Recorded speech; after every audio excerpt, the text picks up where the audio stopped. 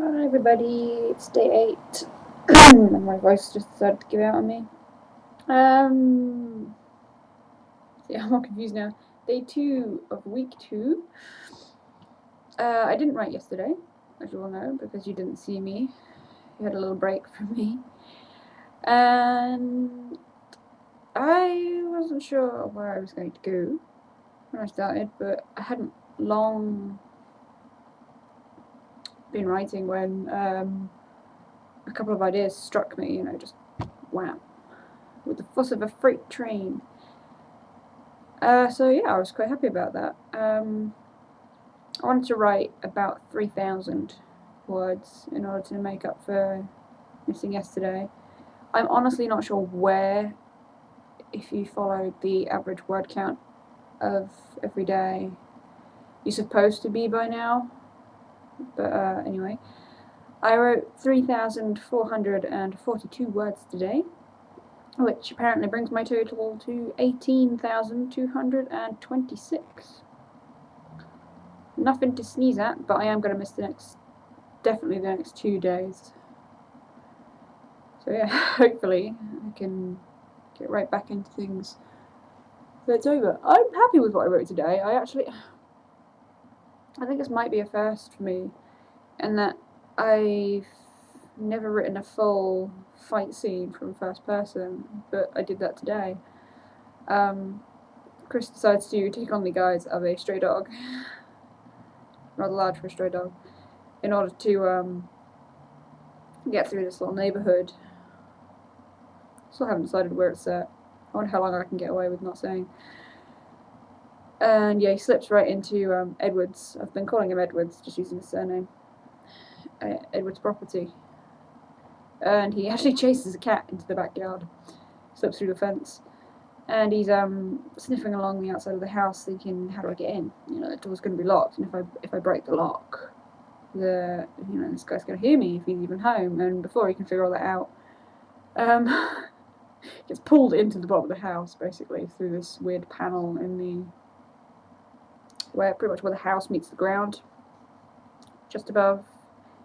I think in America they have like basement level windows there normally, but this vampire obviously doesn't have basement level windows. He has these kind of weird panels that he can obviously lock and secure, and he pulls Chris in wolf form through one of those, and they have a fight, which was fun. I like writing fight scenes. Most people hate them, but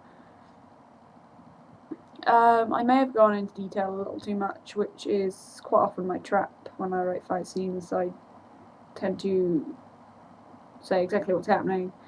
And a good friend of mine once read something I'd written where I was very vague, and she really enjoyed that, and she said that was, in a very nice, in a flattering way, she said that was better. So, but I didn't do this because I wanted to get I wanted to give the potential reader a good sense of just how kind of creepy this vampire was. He doesn't speak a word. Chris speaks to him. He says, "I'm not here to kill you. I am here to arrest you." Basically saying, "I want to fight with you, really, if I can get away with it." But Edwards is just out of it. All he does is basically growl and cry out in pain if he gets hurt, which he does. And it's just kind of a brawl fight. There's no light whatsoever in this basement level, and I've basically said that Therianthropes wears whatever, or werewolves at least, have to have some kind of light to work with, but there's nothing in this basement, so Chris can't see. Vampires can see in pitch black, I said. They don't have that limitation. So Edwards can see him, but he can't see Edwards, so he quickly realizes that he needs to get out of there, find some kind of light, get upstairs, basically. So it becomes like this frantic struggle to get up into the house, with Edwards trying to stop him all the way. Chris actually starts bleeding. He gets smacked in the face while he's in wolf form, and his nose bleeds. And Edwards gets really eerily focused. Then he's the scent of blood has made him singly focused on getting said blood.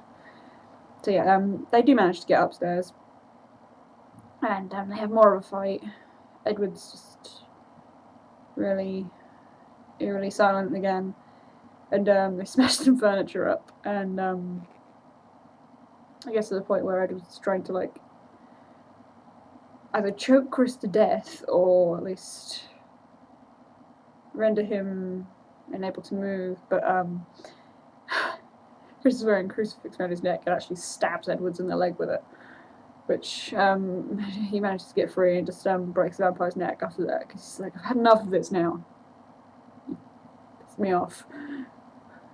Just stop. So yeah, it ends with him, he kind of like collapses to sit on the floor next to this paralysed vampire, trying to get his breath back after nearly being like choked to death with a piece of rope. I don't know where that came from, that just came out of nowhere. And mean to characters, really. So yeah, that was actually quite fun to write. I don't know if it's fun to read.